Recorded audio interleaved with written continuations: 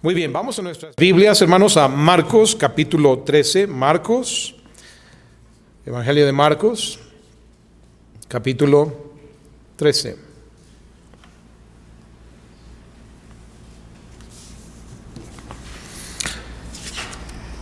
Y hermanos, cuando lo encuentren, nos ponemos de pie como acostumbramos para dar lectura a la palabra de Dios. Amén.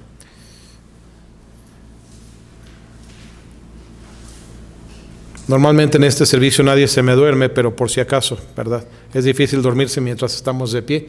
Así que si usted está en casa, sálgase de la cama. El otro día yo dije, no estén comiendo sus palomitas. ¿Y sabes qué? Aquí estaban comiendo palomitas viendo el servicio. Así que no estén comiendo palomitas, no estén tomándose su cafecito, tome su Biblia. Amén. Y vamos a leerla. Voy a dar lectura. Síganme con su vista. El capítulo 13 de Marcos. Saliendo Jesús del templo, le dijo uno de sus discípulos: Maestro, mira qué piedras y qué edificios. Jesús respondiendo le dijo: ¿Ves estos grandes edificios? No quedará piedra sobre piedra que no sea derribada. Y se sentó en el monte de los olivos frente al templo, y Pedro, Jacobo, Juan y Andrés le preguntaron aparte: Dinos, ¿cuándo serán estas cosas? ¿O no quisiéramos saber nosotros igual? No, si estuviéramos ahí con los apóstoles, no quisiéramos saber que nos diga cuándo. ¿Y qué señal habrá cuando todas estas cosas hayan de cumplirse? Jesús respondiéndoles comenzó a decir: Mirad que nadie os engañe, porque vendrán muchos en mi nombre diciendo: Yo soy el Cristo, y engañarán a muchos. Mas cuando oigáis de guerras y rumores de guerras, no os turbéis, porque es necesario que suceda así. Pero aún no es el fin, porque se levantará nación contra nación y reino contra reino, y habrá terremotos en muchos lugares, y habrá hambres y alborotos, principios de dolores son estos. Pero mirad por vosotros mismos, porque os entregarán a los concilios, y en las sinagogas os azotarán, y delante de gobernadores y de reyes os llevarán por causa de mí para testimonio a ellos. Y es necesario que el evangelio sea predicado antes a todas las naciones. No sé si hago una breve pausa en la lectura aquí, pero no sé si puedes ligar estas palabras del versículo 10 con lo que estamos viviendo. No lo hubiera planeado yo ni ningún otro, pero por estos medios y por estas celulares, cámaras que están aquí, el evangelio hoy se está predicando a todas las naciones, porque todas las naciones están pasando por la misma contingencia. No importa cuál país, no importa si es rico o pobre. Hay quienes tal vez no tengan acceso a un dispositivo celular, pero es como muchos, ¿verdad? Cuando salió la televisión por primera vez no tenían una, pero podían pasar hasta por los aparadores y ver, qué sé yo, algún mundial de fútbol, alguna olimpiada en los aparadores. Y hoy todo el mundo, hasta el abuelito, la abuelita que nunca se metieron a internet, alguien en la familia tiene acceso para que escuchen el evangelio. Entonces, estamos viendo cumplimiento de profecías, literalmente, en esta mañana. Pero cuando os trajeren para entregaros, no os preocupéis por lo que habéis de decir, ni lo penséis, sino lo que os fuere dado en aquella hora, eso hablad, porque no sois vosotros los que habláis, sino el Espíritu Santo. Y el hermano entregará a la muerte al hermano, y el padre al hijo, y se levantarán los hijos contra los padres, y los matarán, y seréis aborrecidos de todos por causa de mi nombre. ¿Ha pasado que a veces, porque eres cristiano, eres aborrecido? Inmediatamente, sin que tú prediques nada. Es más, a veces ni siquiera nada de Biblia has dicho, pero la gente te identifica como que eres cristiano y ya te aborrecen solo por eso. Yo he visto casos así, que la gente habla, tiene algo contra ti y dicen: tú y tu Biblia, cuando tú no has dicho nada de tu Biblia, o tú y tu Dios, o tú y tu iglesia, y no has dicho una sola palabra, pero ya eres aborrecido a causa de su nombre. Mas el que persevere hasta el fin, éste será salvo. Pero cuando veáis la abominación desoladora, de la cual habló el profeta Daniel, y ese es otro tema, ¿verdad? En Daniel capítulo 9 está esa abominación desoladora, toda una profecía allá que también está por cumplirse y que está en puerta, el desarrollo. Particularmente el que escucha esta declaración, si no la has oído: la 70ª semana de Daniel. Quiere decir que ya pasaron 69, pero hay una 70ª que corresponde al desarrollo del Apocalipsis, que todavía no se cumple. Y el Señor hace referencia cuando dice aquí la abominación desoladora de que habló el profeta Daniel. Cristo cita a Daniel, no da los detalles, y no tomaremos el tiempo hoy para ir a esa profecía. Puesta donde no debe estar, el que lee, entienda. Entonces los que estén en Judea huyan a los montes, el que esté en la azotea no descienda a la casa, ni entre para tomar algo de su casa. Tan repentinamente se desarrollan las cosas. Y el que esté en el campo no vuelva atrás a tomar su capa. Todo es repentino.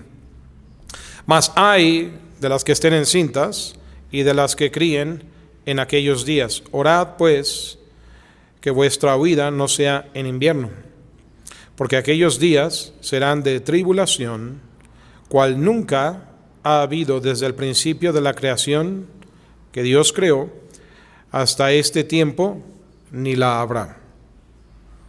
Y si el Señor no hubiese acortado aquellos días, nadie sería salvo, mas por causa de los escogidos que Él escogió, acortó aquellos días.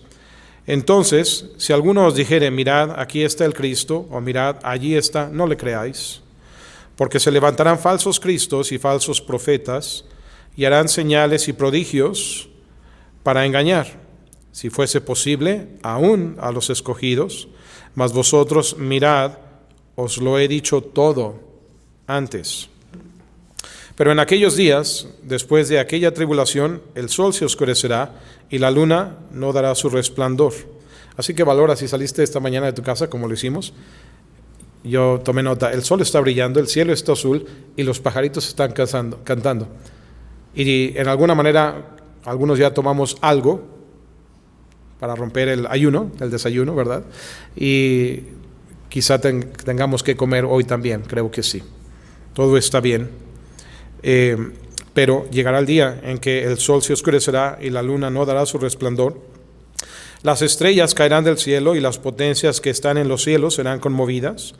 Entonces verán al Hijo del Hombre, Jesús se llamaba a sí mismo de esta forma, que vendrá en las nubes con gran poder y gloria.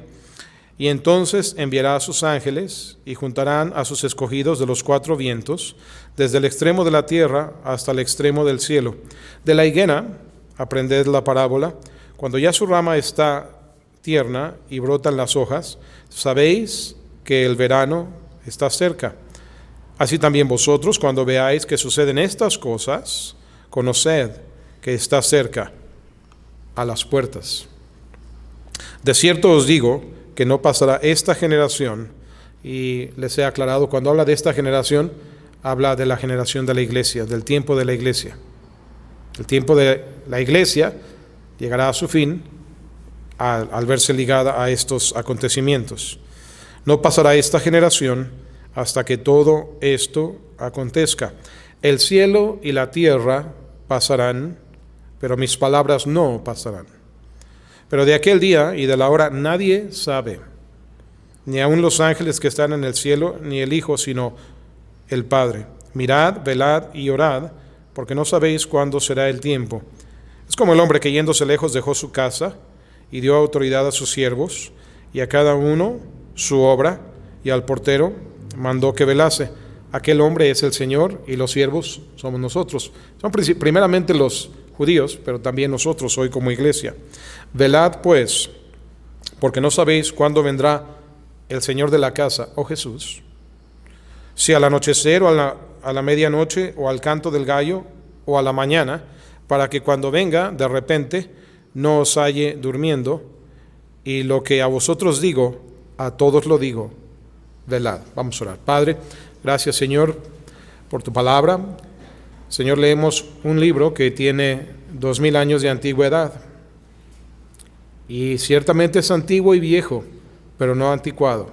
Es presente, lo abrimos y nos da luz y nos da sabiduría y conocimiento para la hora que estamos viviendo. Cuán actual es tu palabra, Señor. Y ciertamente, como aquí lo dices, el cielo y la tierra un día pasarán, pero nunca esta palabra. Esta palabra siempre, siempre, siempre tendrá cumplimiento. Muchos la han desechado porque la consideran un libro viejo ya no actualizado, y qué errados han estado. Pero aún es tiempo de retomarlo en nuestras manos y abrirlo como seguimos haciendo aquí. Padre, danos sabiduría y bendice la predicación de tu palabra. Llénanos con tu Espíritu en Cristo Jesús. Amén. Pueden tomar asiento, hermanos. Si hay un conocimiento que más intriga a algunos y a quienes hacen de el estudio de la Biblia, pues a veces un solo tema, y hay conferencias de profecía y del Apocalipsis, etcétera. Y no que eso esté malo, sin embargo, debemos siempre enfocarnos en el consejo completo de la palabra de Dios, pero este es un tema que intriga. ¿Por qué? Porque si oímos del pasado, por ejemplo, a la semana pasada les hablaba de las plagas que habían ya ocurrido en Egipto, y qué terribles aquellas plagas que no aguantaríamos ni la primera de ellas, cuando el agua se convirtió en sangre. No aguantaríamos ni una sola plaga, mucho menos las otras 9.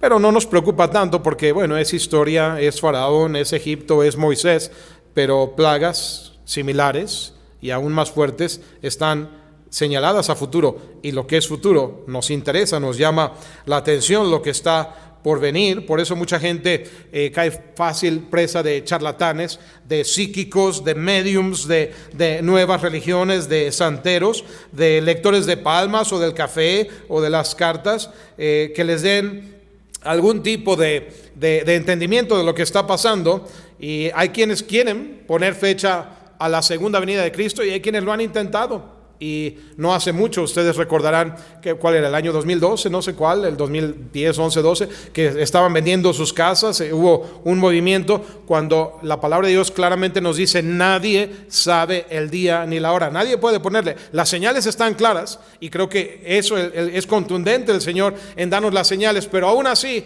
¿quién te puede dar una fecha? Yo no estoy aquí para decirle eso, pero sí nos habla este pasaje de discernir las señales, los tiempos. Si queremos conocer el futuro, no tienes que ir con un santero, con un agorero. La palabra de Dios nos habla del futuro.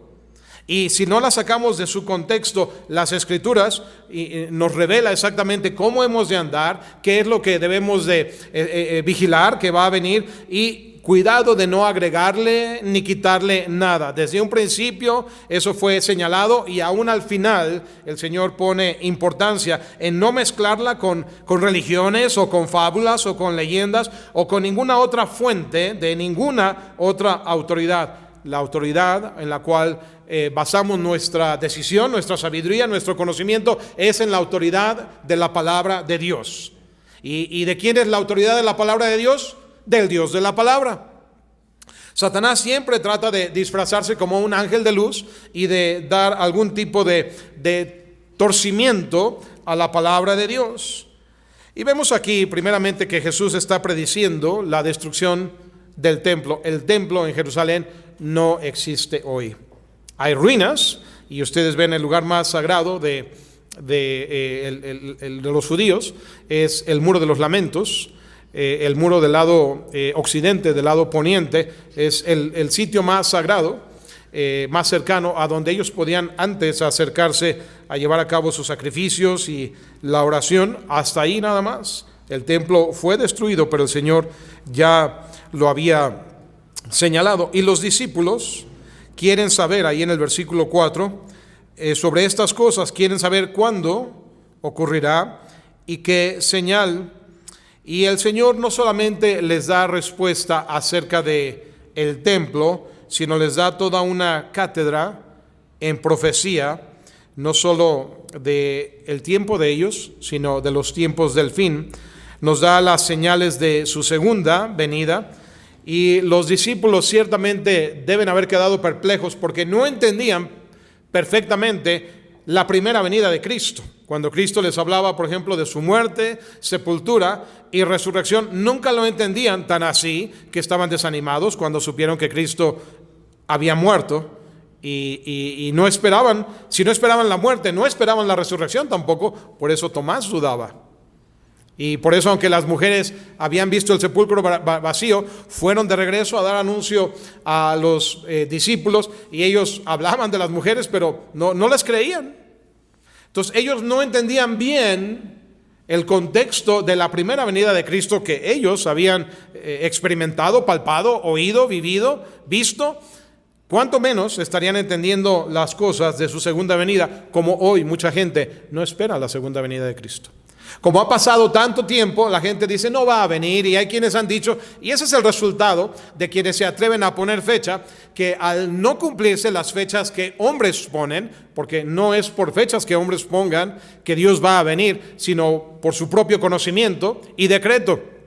Pero muchos dicen, alguien dijo que vendría y no vino y no va a venir. Y cómo ha abundado el agnosticismo y el ateísmo, y gente aún creyente que en alguna vez que ha creído, que han dicho, bueno, pues sí irá a venir. Los mismos creyentes llegan a cuestionar si ha venido y empiezan a cuestionar la palabra de Dios, y en un de repente el Señor toma control y dice, les voy a mostrar quién está en control. Ya desde ahorita hay un avivamiento en la fe. Estamos viviendo en tiempos similares como en el 2001, en el mes de septiembre, el día 11, que las iglesias estaban llenas otra vez de repente, y las librerías que vendían la palabra de Dios estaban vaciándose de Biblias. Todo el mundo tiene ese anhelo y la oración, que todo vuelva a su normalidad, que podamos subirnos otra vez en seguridad a los aviones. Y eso, que solo prácticamente 2 ciudades fueron las principalmente afectadas, Nueva York, Washington DC. Hoy todo el mundo está siendo afectado. Y claro que las iglesias, la gente quisiera ir a la iglesia, y ahora a la iglesia no puedes llegar. Nadie sabe lo que tiene, decía la hermana Laurita aquí presente, hasta que lo ve perdido. Y no que ella no valorara su iglesia, siempre fue clara en valorar su iglesia. Y ahora no podemos congregarnos, y hay quienes dicen, qué triste.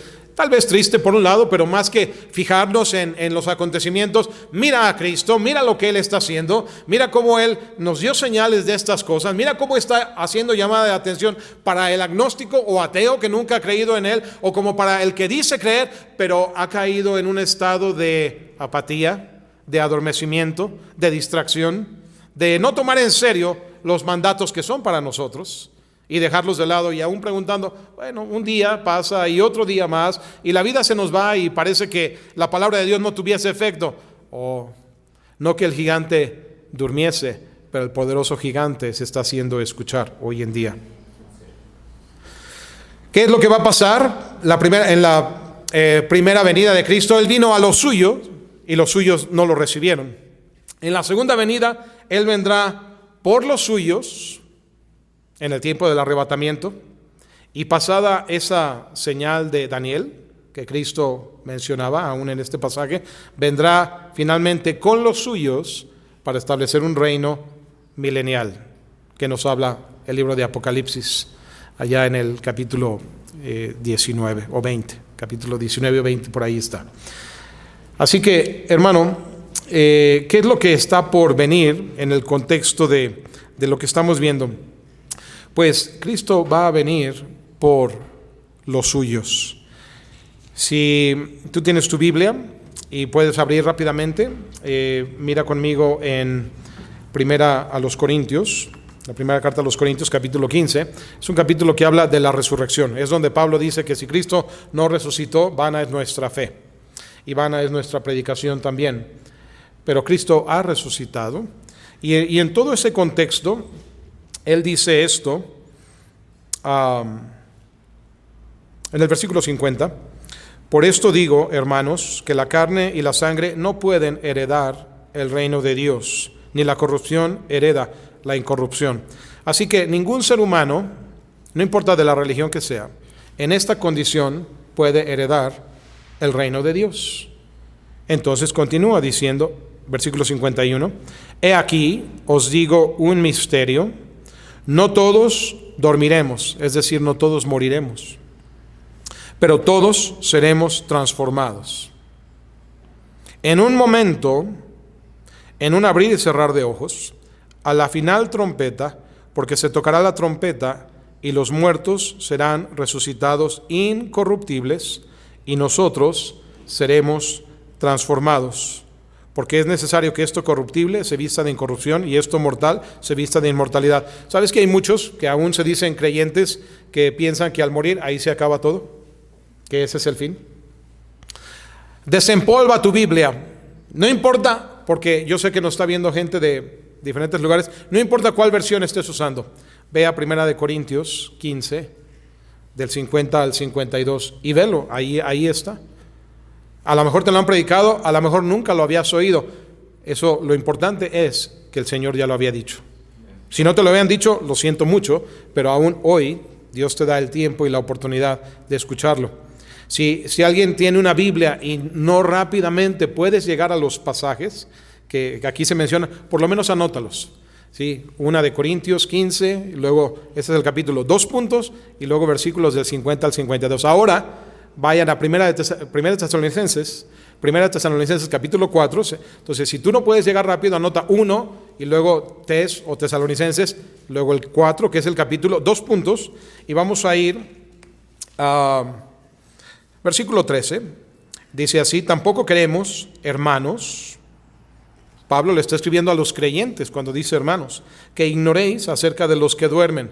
Esa palabra dormir no se refiere a los que están fatigados de cansancio, se habla a los que están muertos, para que no os entristezcáis como los que no tienen esperanza. ¿Has visto la tristeza que hay en un funeral? Y hasta gritos de llanto y quebranto y dolor. Dice Pablo, no te entristezcas así. Por eso un funeral donde hay gente creyente en la Biblia es un funeral aún en medio de las lágrimas y dolor, porque extrañaremos al ser amado.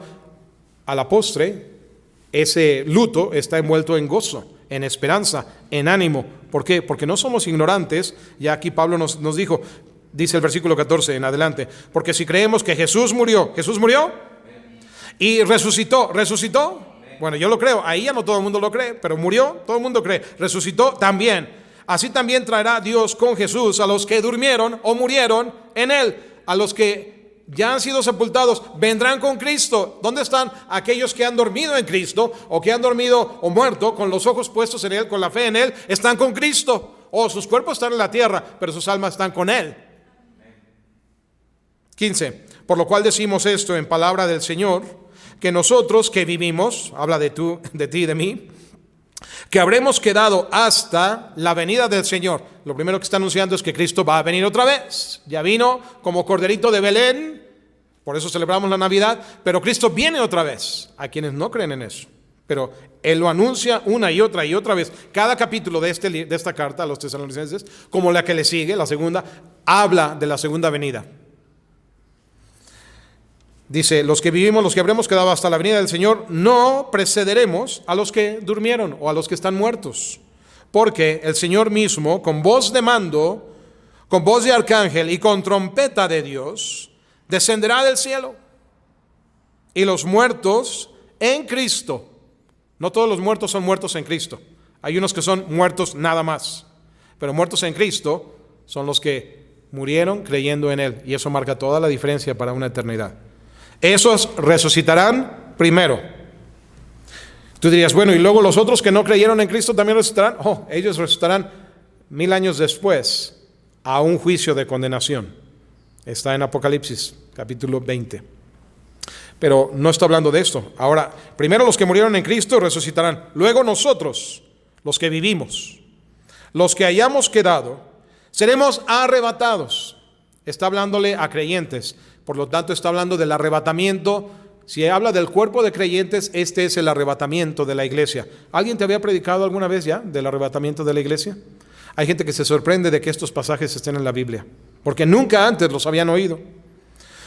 Seremos arrebatados juntamente con ellos en las nubes.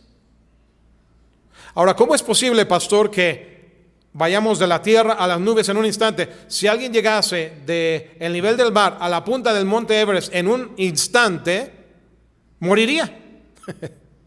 Por eso dice en 1 Corintios, que va de la mano con esto, que seremos transformados. Ya no seremos un cuerpo físico, sí, pero no en la condición que estamos ahorita. Seremos transformados en un cuerpo glorificado. ¿Cómo se entiende eso? De la misma manera que el cuerpo de Cristo salió de la tumba, resucitado, glorificado. Algunos no le reconocían. María Magdalena no le reconocía. Los discípulos en el camino a Emaús no le reconocían. Era un cuerpo glorificado y era un cuerpo físico, no era un fantasma. Comió con los discípulos, salió de la tumba antes de que removieran la piedra, entró en el aposento alto cuando estaba cerrado. Es un cuerpo glorificado. Y la Biblia nos enseña que nosotros seremos tal como Él es. Y en esa condición de transformación podremos estar como Él es. Él dijo que en la resurrección seremos como ángeles, pero tendremos un cuerpo. Comeremos un banquete. Habrá un banquete de bodas del Cordero. Y así como Él comió, nosotros también comeremos.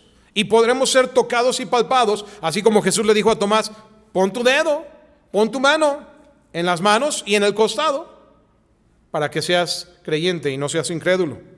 Entonces nosotros seremos arrebatados juntamente con ellos en las nubes. ¿Quiénes son ellos? Los muertos que murieron en Cristo y ya resucitaron. Aquellos que hoy ni siquiera tienen un cuerpo porque ya son polvo, volverá a tomar forma su cuerpo. Eso yo no lo creo. Bueno, entonces tampoco crees como Dios hizo al primer hombre. Lo hizo del polvo de la tierra. ¿Qué es más difícil, hacer un hombre de la nada la primera vez o resucitar aquello que ya fue? ¿Ves que todo esto es asunto de fe? Y hay quienes insisten e insistirán hasta no creer. Está bien, Dios tiene preparado un destino para ellos también. Oh, pero qué bella es la palabra de Dios, que es armónica, que es coherente y que la vemos viva, desarrollándose ante nuestros ojos. Si hemos tenido fe y nos sostiene nuestra fe, ¿cuánto más la fe que tenemos hoy en día? Amén. No hemos hablado de ningún virus, porque sabes que el virus es inconsecuente a la luz de todo lo que estamos leyendo aquí. No es solamente sino un medio para algo mucho más grande y más eterno que el Señor ya había dicho. Entonces no te atragantes, no te atores, no tropieces con un virus. Ahora le puedo decir una cosa, no quiero espantar a nadie. Ayer mi hermano mandó al grupo que tenemos de la familia una gráfica de ciertas fuentes fidedignas de este mundo, que hablaba de la tasa de mortandad que puede haber y quiénes sanarán, decía, quiénes sanarán sin tener ningún síntoma y quienes tendrán síntomas pero leves y sanarán. Luego quienes desarrollarán algunos síntomas tendrán hospitalización. Algunos sanarán, pero ya entra en el grupo que algunos morirán. Y luego el grupo más grave. Y daba las estadísticas, el estimado de cuántos van a morir. Y a fin de cuentas, si haces el cálculo de cuántos muertos va a haber, resultaba en un 4% de la población mundial. Ahora, no está pasando ese 4% de la población mundial, sí está pasando un 4% de los enfermos, pero no de la población. Llegará a ser, pues si el virus nos da a todos, entonces población mundial y contagiados serán iguales. ¿Cuántos morirán? Según esa tabla, el 4%. ¿A cuánto ascendía el 4%? A esto. De la población mundial, si somos 7.800 millones, el 4% son 312 millones de muertos por el coronavirus. Ahorita hay como 20 y tantos mil, no sé, por ahí, muertos en el mundo.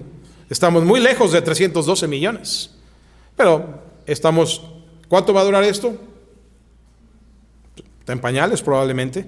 ¿Sabes de México cuántos morirían según este estimado? El primer estimado que dio el subsecretario de Salud dijo, van a morir 4,000 mexicanos. ¿Se acuerdan? Eso fue lo que dijo. Salió en el periódico El Universal y dio toda una lista y dijo, bueno, lo triste de la noticia es que morirán 4,000. Pero según este estimado, ¿sabes cuántos morirían? 4% de la población de México serían 5.2 millones. De 130 millones, 5.2 millones de mexicanos. ¡Wow! ¡Qué número tan tremendo! A lo mejor tú o yo o alguno de nuestros seres amados, familia inmediata, está incluida dentro de esos 5 millones de mexicanos. Más específicamente, el número más cercano no es tanto el de 312 en el mundo, pero sí el de 5 millones de nuestra nación. La buena noticia es que casi 7.500 millones desarrollan inmunidad en el mundo. Amén. Y seguirán viviendo, que no morirán de este virus. Y unos 125 millones de mexicanos no morirán. Gran cantidad es la que no morirá. Y probablemente la tabla no se cumpla.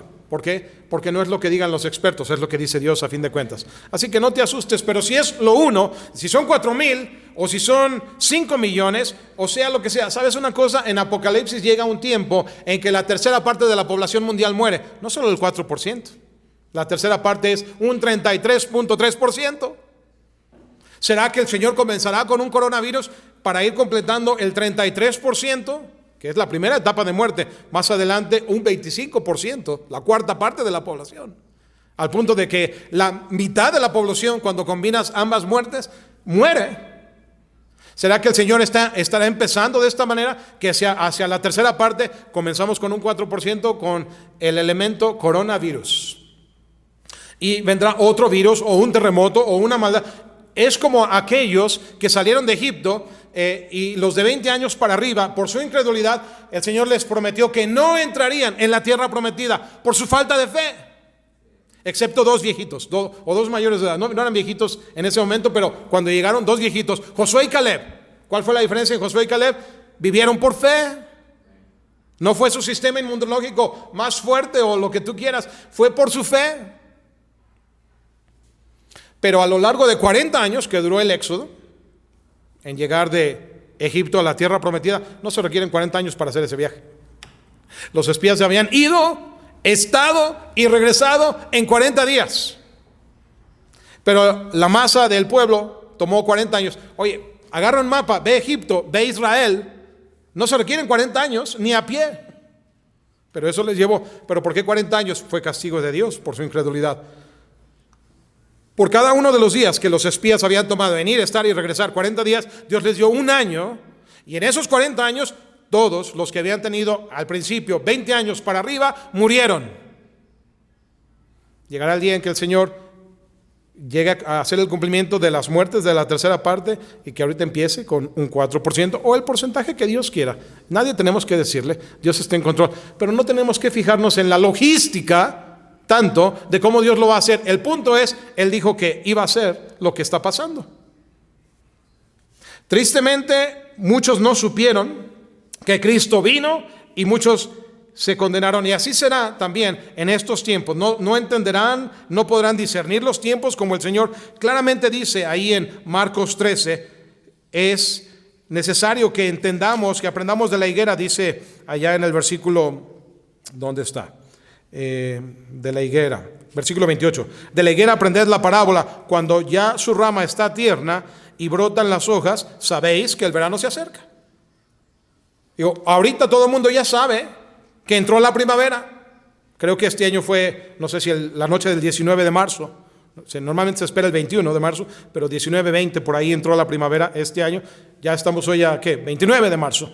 Estamos ya en la primavera y vemos que los días amanecen más temprano, oscurece más tarde, el calorcito se siente. Discernimos los tiempos con perfecta claridad, pero no podemos discernir los tiempos que Cristo nos señala aquí.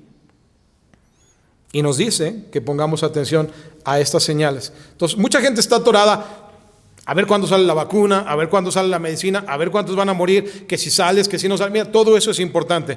Pero ¿quién presta atención a las señales que el Señor está dando? Todo lo que muchos quieren es, ya que regrese esto a la normalidad, podemos ir a trabajar y todo el mundo feliz. Normalidades que Dios no propiamente está muy animado de que regrese. ¿Porque Dios es malo? No, porque Dios es bueno. Y sabe que nuestra vida normal vivimos de tal manera que nos olvidamos de Él. Y le hemos enseñado a Dios que la única manera en que atendemos a su palabra, que la única manera que hacemos pausa de nuestra rutina es cuando Él tiene que obligarnos, por medio de cualquier calamidad. Puede ser un terremoto, puede ser tu enfermedad particular, puede ser que alguien se te muera, puede ser un accidente que te pone en la cama mirando hacia arriba cuando tocas fondo y no tienes a dónde más mirar. Lo más trágico no es que mueras del coronavirus o que te falte un respirador o una vacuna o una medicina. Lo más trágico es que mueras sin Cristo y no sepas a dónde vas. Y todas estas cosas, hermano, el Señor alerta a todo mundo. El que esto pase a nivel mundial es muestra de la misericordia de Dios, para que nadie diga que no fue advertido. Mira en Romanos capítulo 2, versículo 5 en adelante. Romanos 2, del 5 en adelante. Dice así, Romanos 2, 5: pero por tu dureza y por tu corazón no arrepentido, atesoras para ti mismo ira en el día de la ira y de la revelación del justo juicio de Dios, el cual pagará a cada uno conforme a sus obras. Vida eterna a los que, perseverando en bien hacer, buscan gloria y honra e inmortalidad, pero ira y enojo a los que son contenciosos y no obedecen a la verdad. Cuando tú rechazas la Biblia, la palabra de Dios, a Dios estás rechazando. Dime, ¿en cuál de los dos grupos perteneces? Aún los que somos creyentes y los que hemos seguido el camino bíblico, somos pecadores también. Y el Señor, si bien está dando una señal al mundo entero, al mundo no convertido, pero también nos está dando una señal a los convertidos de arrepentirnos. También nosotros, que somos hijos de Dios, somos pecadores. Y también hay necesidad de confesar pecado, porque también hay ira, enojo para los que son contenciosos y no obedecen a la verdad, sino que obedecen a la injusticia. Tribulación, versículo 9, y angustia sobre todo ser humano que hace lo malo, al judío primeramente, pero también al griego, es decir, a todos los pueblos gentiles. Pero gloria y honra y paz a todo el que hace lo bueno, al judío primeramente, también al griego, porque no hay acepción de personas para con Dios. Porque todos los que sin ley, aquellos que no conocen la palabra de Dios, han pecado, sin ley también perecerán.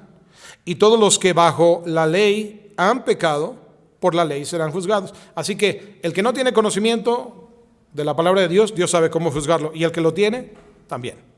Versículo 13. Porque no son los oidores de la ley los justos ante Dios, sino los hacedores de la ley serán justificados. Porque cuando los gentiles que no tienen ley, el pueblo que no es de Dios, está hablando aquí, el pueblo que no es de Dios y no tiene conocimiento de la palabra de Dios, hacen por naturaleza lo que es la ley, como si no conocen la ley o la palabra de Dios, porque aparentemente la cumplen. Estos, aunque no tengan ley, son ley para sí mismos, mostrando la obra de la ley escrita. ¿Escrita por quién? Escrita en sus corazones, dice aquí. ¿Quién la escribió en sus corazones? ¿Quién puede escribir en el corazón? Sino al que hizo el corazón. Dios escribe el código, vamos a decirlo así, su palabra, en nuestros corazones. Así que alguien diga, yo no tuve predicación o conocimiento de la palabra de Dios, no es excusa. Dios escribió en tu corazón su código moral, dando testimonio su conciencia y acusándoles o defendiéndoles sus razonamientos. Así que, hermano, muchos podrían decir, yo no sabía estas cosas y no tendrán excusa, pero ¿cómo es bueno el Señor que ahorita, bajo las circunstancias, su palabra está corriendo y corriendo por todo rincón y todo el mundo? No hay quien no se encuentre predicando la palabra de Dios en línea, como también hay engañadores. Pero nadie tendrá excusa. Aquellos que quieren ser salvos verdaderamente podrán escuchar el Evangelio. Y cómo el Señor describe entonces las cosas que han de venir, y dice, principios de dolores son estos. Es el puro comienzo, no es el fin, no es la carga pesada de lo que ha de venir. Le dije, mira, yo miro por la puerta de vidrio aquí y veo hacia afuera, el sol está brillando. Qué buen clima tenemos aquí. Y con frecuencia salgo de la casa y miro hacia arriba, miro las flores, miro que todo está verde, oigo los pajaritos y digo, qué bueno es Dios. No solo por la contingencia, cada mañana siempre quiero salir así y darle gracias a Dios por cada día de vida, aun cuando no nos sentimos amenazados, pero nunca sabemos lo que el día traerá. Y el Señor me dice que no me preocupe por mañana. Mañana lunes va a salir el sol. Yo anticipo que sí. Confío en mi Dios. Espero que sí. Y que seguirá siendo bueno. Y si no, para mañana me dará nueva gracia y nueva misericordia. Para mañana me sostendrá. La Biblia dice que llegará el día en que el sol no saldrá y la luna se oscurecerá también. Y qué terribles son las tinieblas. Mucha gente tiene miedo a la oscuridad. Y qué difícil será. Y aún allí, mira, habrá un día en que el Señor venga y establezca la nueva Jerusalén. Y ¿sabes una cosa? Ahí no habrá sol. Si dice eso la descripción de la palabra de Dios, ya no va a haber sol. ¿Qué pasaría si hoy se apagara el sol? La vida moriría. Y en la nueva Jerusalén no va a haber sol. ¿Sabes por qué? Porque la gloria de Dios ilumina la gran ciudad. Así que puede haber tinieblas en la tierra, pero hay algo que ilumina mi vida, y es la gloria de Dios, la presencia de mi Dios. Hay un salmo como el Salmo 73, no vaya allá, pero Asaf, el escritor del Salmo 73, decía, casi resbalo porque yo cumplo la Biblia, cumplo la palabra de Dios, trato de vivir bien, soy objeto de burla Y los que hacen lo malo, mira, les va bien, están gordos y plenos y ricos y consumen la vida de otros y le pasan por ahí y les va bien. Casi que quiero ser como ellos. No, no les tengas envidia, porque ellos tienen ahorita lo que jamás por siempre tendrán. Y pasan y perecen como la hierba.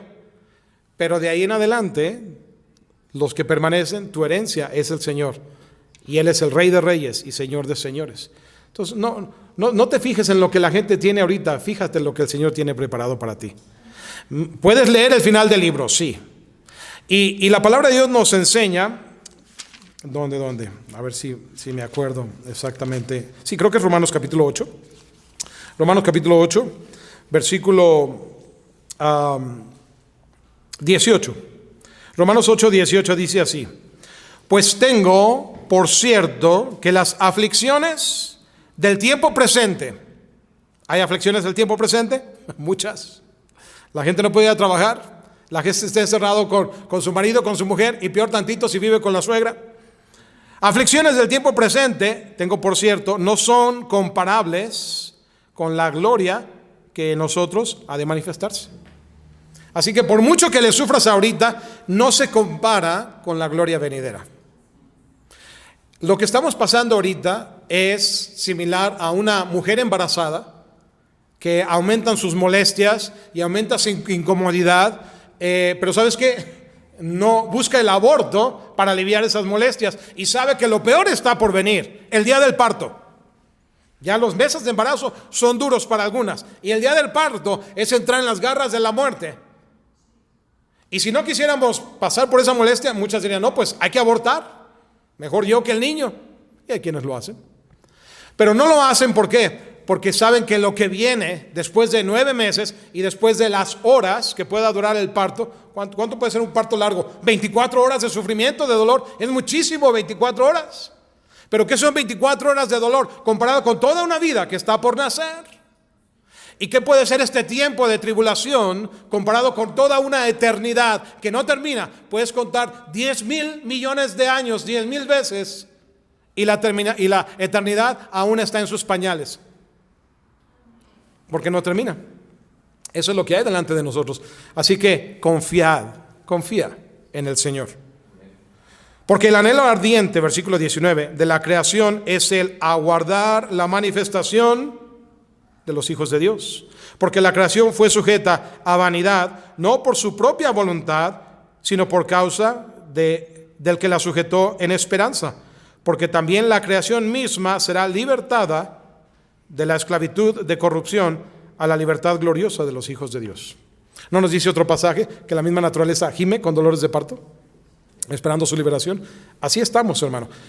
Quisiéramos entrar de como estamos al milenio, al reino de los cielos, que el Cristo establecerá aquí en la tierra. Mira Apocalipsis 20, es donde habla del milenio. Quisiéramos entrar así nada más. Oh, no, pero hay dolores de parto por los que hay que pasar. Y como una madre no quisiera pasar por ellos, pero tiene que pasar por ellos. Y así estaremos pasando nosotros, pero vale la pena. Sobre todo porque el Señor ya nos anunció estas cosas. Entonces no estés tan preocupado por la estadística. Y claro, hay quienes sufren y oremos por ellos y animémoslos. Y un día seremos nosotros mismos quizás en este o en alguna otra peste, o bajo los escombros de algún terremoto, o bajo las aguas de algún tsunami, qué sé yo, de todas las cosas que se han anunciado. Pero esa no será la última historia, la última página de nuestra historia.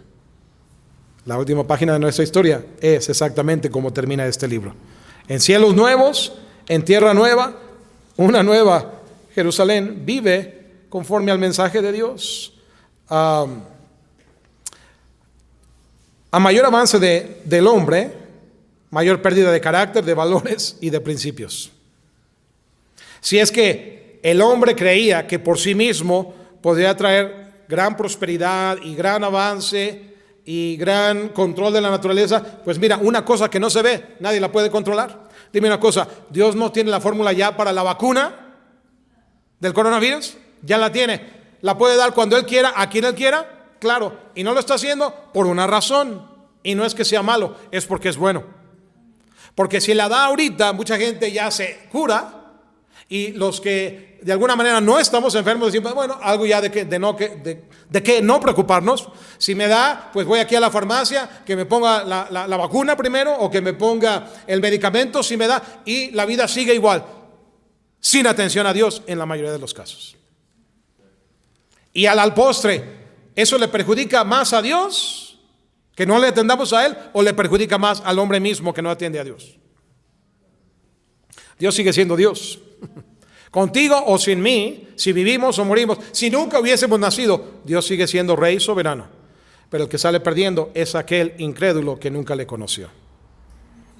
Y por eso es que permite la enfermedad, y por eso es que todavía no quiere dar la vacuna, que saldrá, saldrá. La cuota de muertos, pero no solo los muertos, los que hayan tomado la llamada de atención y se conviertan, porque este mundo no volverá a ser nunca el mismo de antes. Si después de septiembre 11 este mundo cambió, afectando solamente un par de ciudades americanas y gente muerta también, ¿cuánto más el mundo no volverá a ser el mismo nunca más cuando todo el mundo ha sido afectado por esto? Sí, aún el inconverso ya habla de lo que se ha venido hablando. Creo que la primera vez que yo oí la frase nuevo orden mundial fue cuando Bush, el padre, George H.W. Bush, era padre, ya hablaba creo que hasta era vicepresidente él todavía, bajo Ronald Reagan, hablaba de un nuevo orden mundial. Siempre se habla de un nuevo orden mundial. Sí esperamos un nuevo orden mundial cuando Cristo venga y establezca su reino. Ese es el nuevo orden mundial que será establecido permanentemente. No ignores, hermano, que Dios te está informando de su venida y que dice, ya está a la puerta. Y viene como ladrón en la noche. Una y otra vez lo ha anunciado. Lo único que Él está haciendo es avanzar en lo que ya dijo que iba a hacer, que mucha gente no creía, porque han pasado unos 2000 años desde que lo dijo. Y hay quienes dicen, bueno, Pablo lo esperaba y Pablo debía. No vino a la manera que va a venir, o nosotros lo esperamos, pero al momento que ellos parten, el arrebatamiento para ellos es el momento de su muerte. Entran en la presencia de Dios. Ve cómo el mundo va en mayor corrupción, mayor depravación y decadencia, más conflictos, más poder de destrucción, más saña y maldad para matar. No falta mucho para que el único que puede venir y poner orden lo haga. No vamos a entrar a Apocalipsis y ya voy a terminar por el tiempo, pero cuando los sellos del Apocalipsis se abren, en Apocalipsis capítulo 6 en adelante, es Cristo mismo que los abre. Todo lo que pasa es Cristo dando entrada al juicio que había de venir. Y vemos de guerras, y vemos de conquistas, y vemos de hambres, y vemos crisis económicas y pobreza, y vemos caos y muerte por todas partes. ¿Tú crees que estamos viendo ahorita el Apocalipsis? No. El coronavirus no es todavía. Es nomás es un mero anuncio. La persecución religiosa de los creyentes, martirios, terremotos grandiosos como no se han visto, y vaya que ya hemos visto terremotos grandes, señales en el cielo, como aquí bien se decía en el versículo 24, en aquellos días después de aquella tribulación, el sol se oscurecerá, la luna no dará su resplandor, las estrellas caerán del cielo y las potencias que están en los cielos serán conmovidas. Apocalipsis lo dice también. Y es el Señor Jesucristo. Si tú tienes en rojo las palabras que salieron de los labios de Cristo, esto está en rojo. Del cielo caerá granizo y fuego mezclados con sangre. Morirán árboles, hierba verde. Imagínate lo que eso significa. Hoy, mira, no hay desabasto en nuestra ciudad, gloria a Dios. Pero cuando empiece a haber desabasto, piensa en el caos. Y luego vienen las trompetas después de los sellos. Y ahí es donde la tercera parte de los peces del mar morirá. Y la tercera parte de los ríos se amargarán mucho y no se podrán beber las aguas. Y la gente morirá de sed por no poder beber. Y morirá la tercera parte de los hombres. Y vendrán tormentos sobre todos los vivientes, tanto que muchos desearán la muerte y la muerte los evadirá. ¿Está escrito ya o no? Está escrito. Los que no mueran serán víctimas de plagas, y de asedios de demonios. Y luego Cristo vendrá, versículo 26. Entonces verán al Hijo del Hombre que vendrá en las nubes y con gran poder y gloria, etc. Como relámpago será su venida, dice allá en Mateo capítulo 24, que es el pasaje paralelo a Marcos 13. Lo pueden ver con calma después, pero en Mateo 24 y el versículo 27 dice: porque como el relámpago que sale del oriente y se muestra hasta el occidente, así será también la venida del Hijo del Hombre. Y cuando Él venga, dice Apocalipsis 19, que nosotros vendremos con Él, versículo 11. Entonces vi el cielo abierto, dice Juan ahora, el revelador. Y he aquí un caballo blanco, y el que lo montaba se llamaba Fiel y Verdadero, con justicia juzga. Sus ojos eran como llama de fuego, y había en su cabeza muchas diademas o coronas, y tenía un nombre escrito que ninguno conocía sino él mismo. Estaba vestido de una ropa teñida en sangre, y el nombre es el Verbo de Dios. Sabemos quién es el Verbo de Dios. Y los ejércitos celestiales, vestidos en lino finísimo, blanco y limpio, le seguían en caballos blancos. Si nosotros morimos o somos arrebatados, ahí es donde estaremos nosotros viniendo con Él de regreso a este mundo. ¿Te das cuenta, hermano? El Señor está en perfecto control. Podemos confiar. Ya no vendrá para ser crucificado, ahora vendrá como Rey de Reyes y Señor de Señores. Lo dice el versículo 16 en Apocalipsis 19. En su vestidura y en su muslo tiene escrito este nombre: Rey de Reyes y Señor de Señores. Los desiertos, cuando Él venga, reverdecerán, se llenarán los árboles de hojas y de fruto, las flores volverán a dar su aroma. ¿Sabes una cosa? Ya no habrá necesidad de hospitales. Hoy todo el mundo está a la carrera construyendo hospitales. En 10 días, China construyó 2 hospitales. En Estados Unidos, el cuerpo de ingenieros militares están convirtiendo hoteles en hospitales. Y aquí se habla, ¿verdad?, a otro nivel de hacer algo, de habilitar hospitales. Pero ¿sabes qué? Cuando Cristo venga, el árbol de vida tiene hojas para la sanidad de las naciones, dice la palabra de Dios. No habrá necesidad de hospitales. ¿Sabes de qué no habrá necesidad tampoco? De ejércitos, de policías o de armas, como hoy en algunos países tú ves el ejército poniendo orden para que la gente no salga. ¿Por qué? Porque el Señor reinará desde Sión en la tierra. Y no habrá nadie ciego, ni cojo, ni manco, ni sordomudo, porque los ciegos verán, los cojos andarán, los mancos sanarán, los sordos oirán, y las lenguas de los mudos alabarán al Señor. Y no habrá nadie que muera de ningún virus que no se vea. Así que, hermano, tu mente ya debería estar donde el Señor nos ubica. ¿Hay que pasar por los dolores de parto? Sí. Pero no vivas en el dolor de parto. Vive en el por qué tenemos que pasar por estas cosas. Y nosotros no experimentaremos lo peor de lo peor. ¿Salió el sol para ti esta mañana como para mí? ¿Tienes que comer hoy? ¿Estamos bien? Y espero yo que así sea mañana y el día siguiente, espero. Y el día que no sea así, de todas maneras, la gracia de Dios está con los suyos. Así ha sido en la historia y así seguirá siendo. Así que confía, no temas, no te afanes, no te preocupes por nada. Muchos van a estar preocupados, pero aquí es donde el creyente brilla en el sitio donde está. Somos luminares en un mundo de tinieblas. Cristo es la luz del mundo. Él ya regresó al Padre. Ahora Él dijo: vosotros sois la luz del mundo. Vamos a orar. Padre, gracias te damos, Dios, por tu palabra, por el ánimo que nos das, porque no estás haciendo nada que debiera sorprendernos. Estás haciendo prácticamente lo que ya fue anunciado 2000 años atrás, que muchos no estaban enterados, tal vez, que muchos no estaban interesados, quizás, pero eso no caduca ni cancela el mensaje de tu palabra. Señor, guíanos a nosotros a vivir en arrepentimiento, en humildad, Padre, en buscar tu rostro, poner nuestros ojos en ti, confiar, porque no nos has dado espíritu de cobardía, sino de poder, de amor y de dominio propio. Gracias, Señor, porque tú guardas en completa paz a aquel que en ti confía. Gracias, Señor, porque en medio de la tribulación podemos vivir con ánimo y gozo. Si bien llorando con los que lloran cuando hay necesidad, no somos indolentes, Señor. Sabemos que tú también derramaste lágrimas, pero en ti, Padre, somos más que vencedores. Gracias que no nos dejaste en tinieblas. Gracias que podemos entender claramente el significado de los tiempos que vivimos, Padre. Sé exaltado, sé glorificado. ¿Habrá alguno que diría, pastor, Dios habló a mi vida? Yo necesitaba oír este mensaje.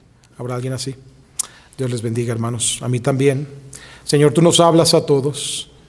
Gracias por tu mensaje. Gracias por tu espíritu. Gracias, Señor, porque estas cosas ya fueron anunciadas y son verdad. El cielo y la tierra y generaciones de hombres pasarán, pero tu palabra nunca pasará.